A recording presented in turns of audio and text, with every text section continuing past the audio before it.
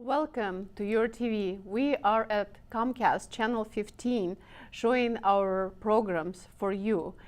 You can always find us watching TV, or you can even find us by video on demand by dialing www.koreatvsj.org.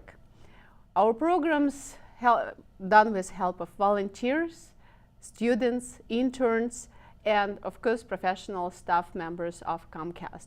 And we are happy for this. Please join us at Korea TV and be part of our programs. And we have good programs, and always we have guests for you and updated views of the community, what's happening here in Silicon Valley.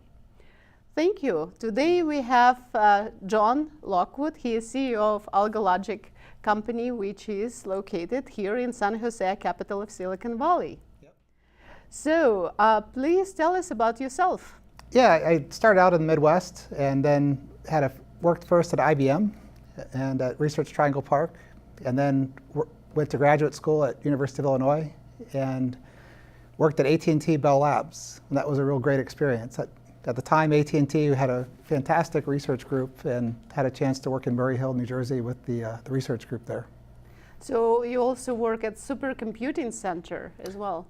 Yeah, so I had a chance to work at NCSA. I was a professor at Washington University in St. Louis, and so I led a PhD research group that built reconfigurable networking.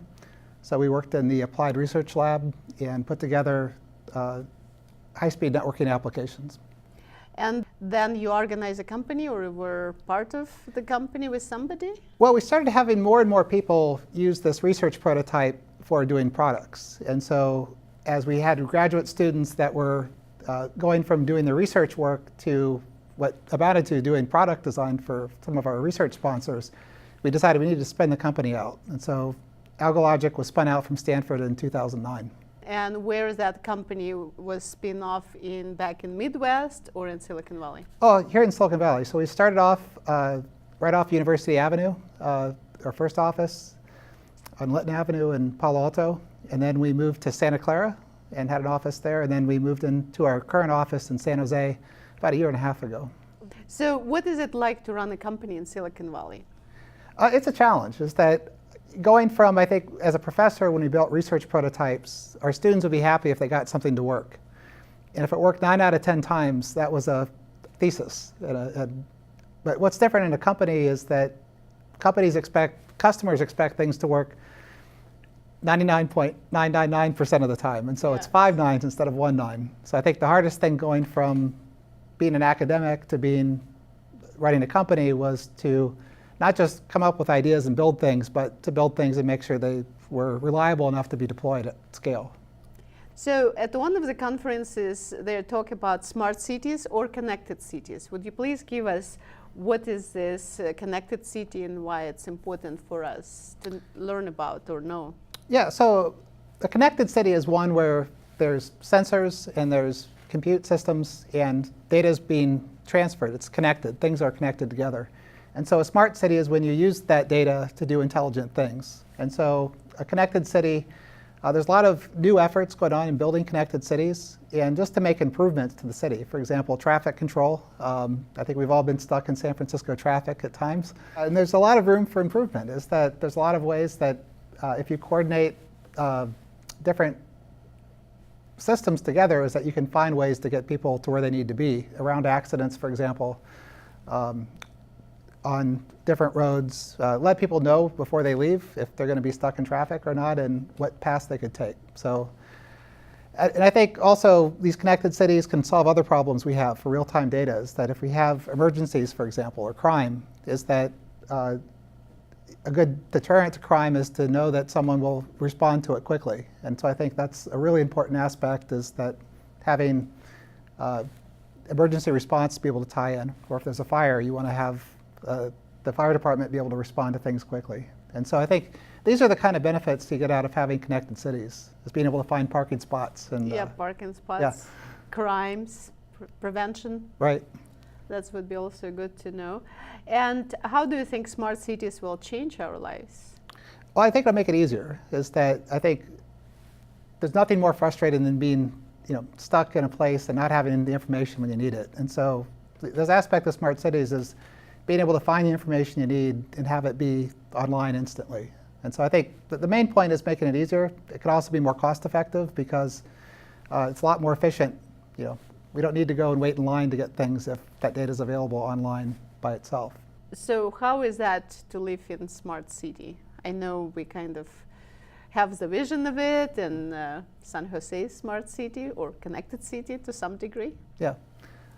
Well, I think it could be a lot safer. Is that, for example, if we have an earthquake here in Silicon Valley, which is overdue and will happen soon, is that we want to make sure that we're ready to respond to that. And so having that information from first response and being able to know what was affected, what's still working, what's not working, getting information to people will be critical. And we think that this is an important part of that as well. Since we started is that we've had projects that have involved doing infrastructure monitoring. And so on buildings, bridges, towers, for example, is that we've been deploying sensors on those systems. And what's unique about this is that with our customers that use these, civil engineering companies in that case, is that they're able to detect pre and post events whether or not the infrastructure has been damaged. So even a bridge, for example, if an earthquake hits a bridge, during the earthquake, of course, it's best not to be on the bridge. But what's really important is immediately after the earthquake to answer the question, is it safe to go back on that bridge?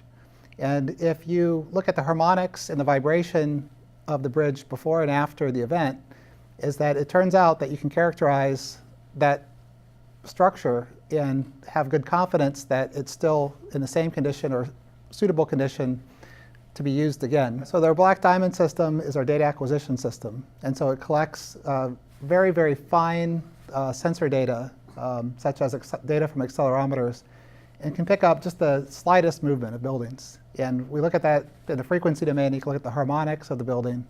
And so civil engineers that use this data are able to do very quick and accurate assessments of buildings, bridges, towers, and have used this for systems all over the world. In other places where there's either new construction going on, tunnels being built underground, earthquake zones where there's shock and vibration, is that the Black Diamond system helps quickly assess for these mostly concrete and steel structures whether or not they're in the same condition before and after a major event. So how do you make the city smart?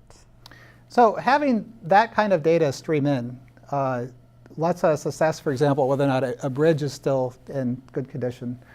But the other sensors we can also detect is where's the traffic in the city, and there's many ways of determining traffic. Power is that which systems are on, which systems are off, is that there's all sorts of data that's coming in from power monitors, from energy monitors, from fluid monitors, sensors for the air. And when you bring all this data together, you fuse that data together, you have a much better perspective of what's going on in your city than when you just rely on a small amount of data. Now, it's all coming through the internet. How we can rely on the internet and 5G, I guess, coming up soon. Yeah, so we use a combination of internet connections. And so the internet itself is robust to failures. It was designed to survive a nuclear bomb in the sense that you could reroute traffic around faults. And so that wired network as well as wireless networks, and so that even if you're on a mobile device, is that you can connect to multiple base stations. Our systems are designed to find a way to connect to the network and get online. And so they have multiple ways of getting online, and they will find a way to report back to our cloud. What about smart cities and not so smart? Can you give us examples of those cities, or connected cities and not connected cities exist already? Sure. I think back in the Midwest, for example, East St. Louis was a city where it kind of fell behind times. And so on the other side of the river is a place that people don't want to go because the crime rate is terrible. A lot of the buildings were burned down either through arson or just through fire. The places that people want to go to are places that have modern infrastructure and places that they feel safe when they're there, is that they know that while they're there, if something happens, there'll be quick response to it if there's a fire, that the response will be quick. If there's an earthquake, they'll know what to do afterwards. I think places like Paradise, California, just experienced a terrible fire, forest fire, that seems to have been caused by electrical wires from the grid that caught on fire. And being able to avoid the fallout, the people that were killed in the fire and the buildings that were lost, if there had been better communication between some of the power grid infrastructure that PG&E was running and the housing that people were in emergency response, that they could have responded to the fire when it started instead of needing to respond to it after it was an inferno. Well, what about San Jose itself? Would you consider it a connected city? San Jose has an effort to become a connected city, and so that the mayor and the city are working on making San Jose into a connected city. Obviously, San Jose is an established city, and so that a lot of new technology is being added, but San Jose is in exactly the right place, being surrounded by Silicon Valley. A lot of companies here, like Intel and Xilinx, are all nearby and are anxious to help contribute technology. So I think Silicon Valley can be a poster child for what a connected city, smart city should be. All right. So now, if smart city so great, why are we not living in those cities right now?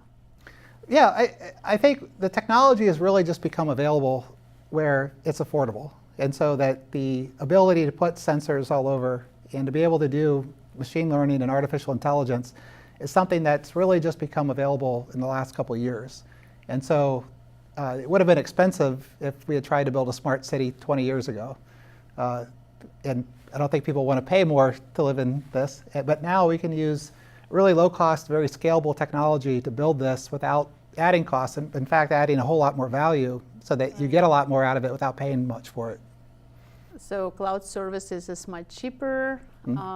AI is getting, artificial intelligence getting more affordable, and a lot of companies using big data analytics as well. So when the data is streaming, I guess it's analyzed faster than humans can pick up on that. Is that what's happening? Yeah, I mean, algorithms are good at solving hard problems. And so, in the supercomputing world is that we've had problems such as flow and congestion control as classical problems. And so when applied to a city and the traffic conditions, is that you can find optimal solutions that would clear out traffic. And you can find ways to encourage people to do behaviors that would make these work. And so I think being able to apply those algorithms and being able to apply that technology now can be applied to these the problems we face in the cities today. So what led your company, Algo-Logic, to start focusing on connected cities? Yeah, so we started, when the company started, we had projects with the data center companies. Google was one of our first customers. Agilent Technologies was another one of our first customers. We helped with them collect data, RF data, and stream it back into the data center.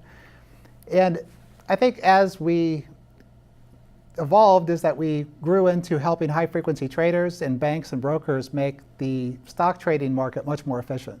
And so that's been a great market for us, is that we worked on doing ultra-low latency trading, and so that we can trade futures and options, equities, with sub-microsecond latency, which means less than a microsecond, 1/1,000,000th of a second, in order to have a stock trade go through.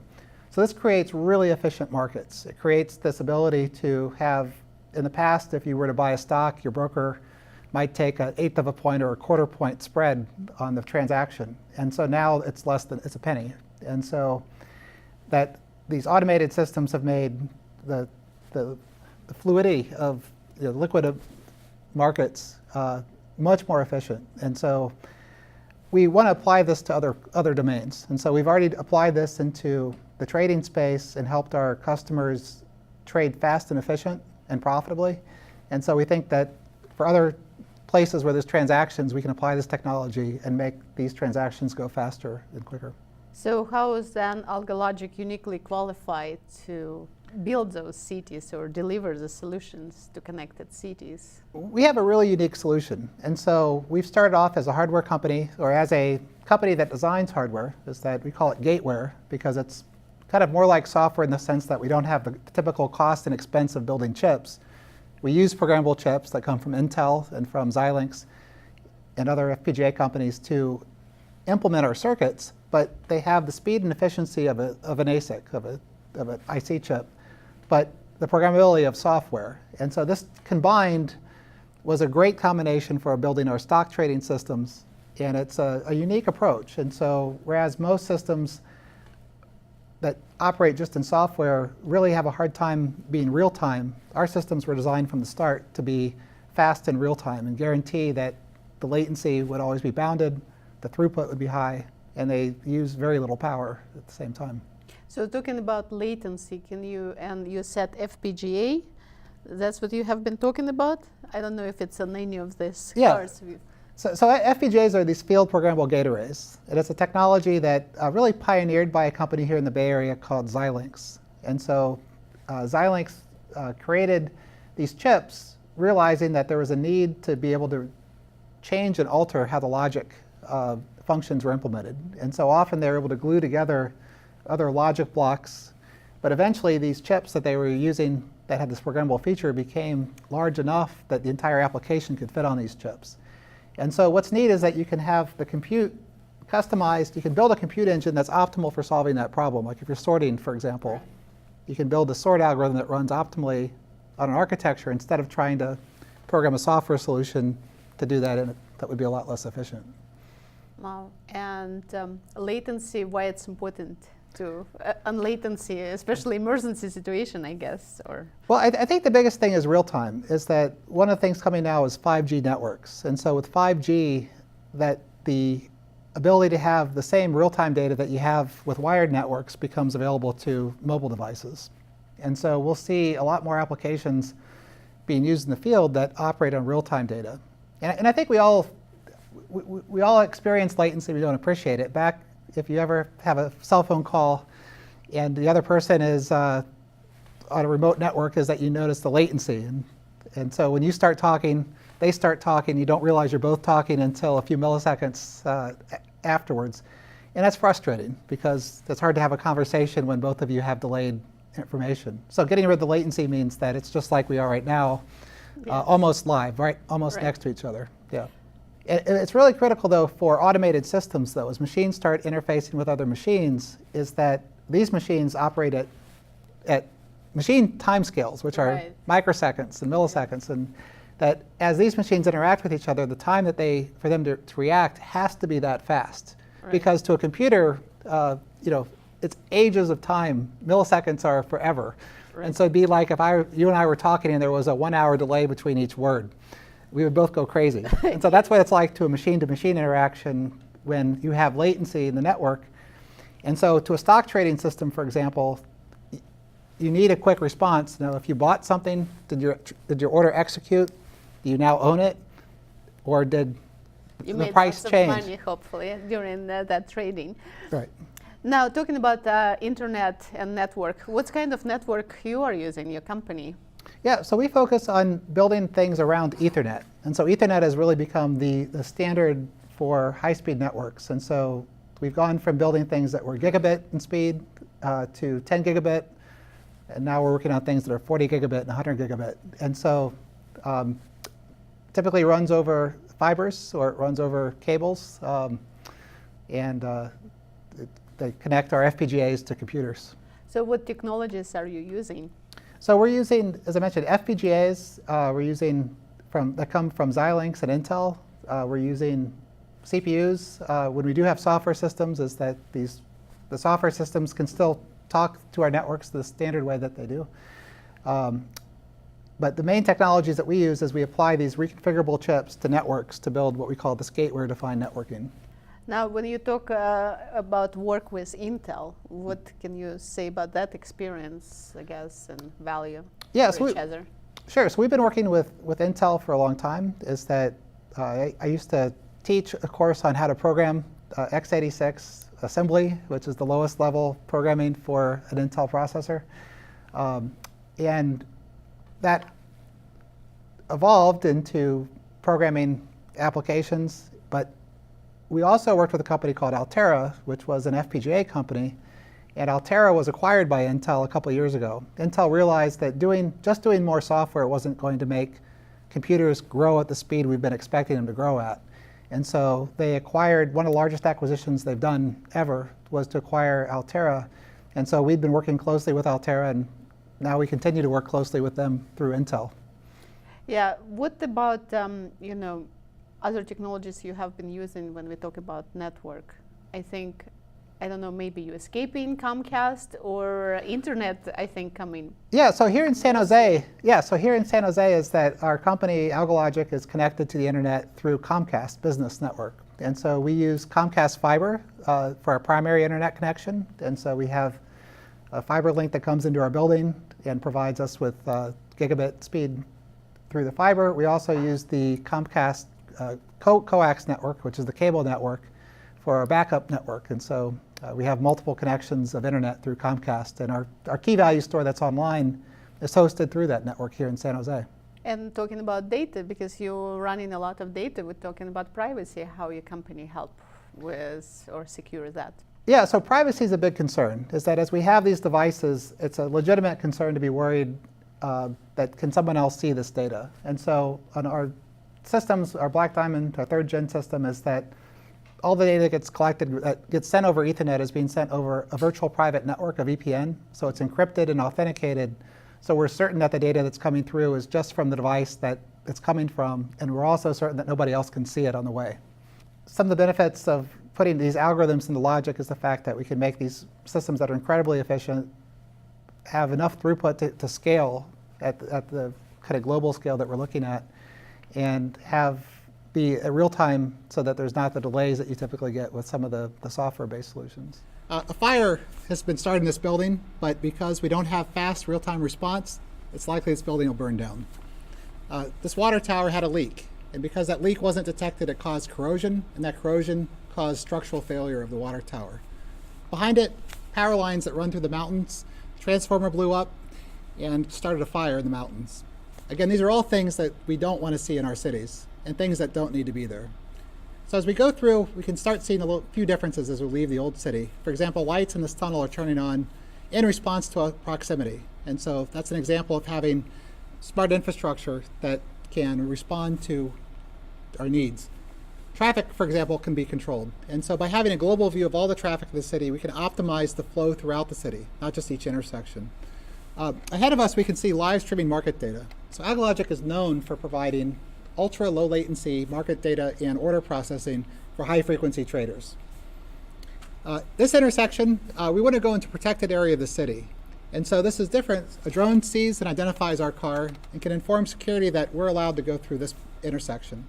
As a result, the bollards that are to our left allow us to pass through this intersection. So now as we drive through this intersection, we're going into the stadium area. And in the stadium area, there's a high density of population of people at the event as well as people in the city.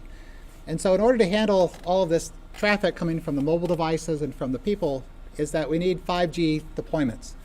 And so companies like CityPole are building 5G base stations, or towers for 5G base stations that blend in well to the city because they look like regular street lights. But at the top of these are 5G antennas so that we have dense and plentiful bandwidth for the devices that are coming through. So now we're leaving the protected zone of the city and heading out. And so again, we'll see the bollards lower to let us exit this area and go forward. And so in the next part of the city, we're going to be visiting some monitored infrastructure. So Algo-Logic provides Algo Central, and Algo Central allows companies such as civil engineers to monitor infrastructure such as buildings and bridges. And so on these bridges, they install tri-axis accelerometers that can measure very fine motions in the X, Y, and Z direction. And so as the bridge has slight vibrations and shaking, which we're showing with the accelerometer, these can be brought back into the cloud and analyzed in the frequency domain, and we can look for fine harmonics that can be early indicators that our structures are failing. We're driving an electric car, and this electric car needs to be charged up. And so in our connected city, we have renewable energy coming from wind towers. And so these wind towers generate energy when the wind's blowing, and we want to encourage consumption of the energy at that time. So by having dynamic pricing of the energy, we can encourage our electric cars to charge at the times when energy is most plentiful. A little bit further down, there's another charging station. This one's powered by solar. And so at the solar power station, as the sun comes out, which we're showing by having more light on the solar panel, the price of energy, again, is being repriced and it's been going lower with more sun.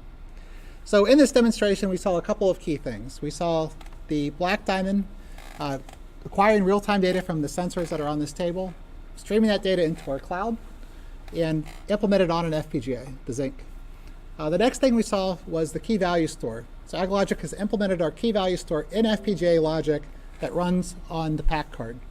Lastly, the key value store is the in-memory database, also implemented on a data center class platform called the Xilinx Alveo. This shares live data from IoT devices that come in, can be used for real-time analytics with inference, and allows live visualization of the data. Well, unfortunately, our program coming to the end. Okay. I'm pretty sure we will have lots of questions coming up about smart and connected cities and what's happening in the future. We thank you that you were able to come to our program. For our viewers, we are happy to be with you again. Please check your TV, and Comcast Channel 15 is there for you, from you to you, so please check us, and also on the internet, www.createtvsj.org, if you miss our program or you want to see us again. Thank you to our viewers, volunteers, and professional staff of Comcast to make this happen for all of us.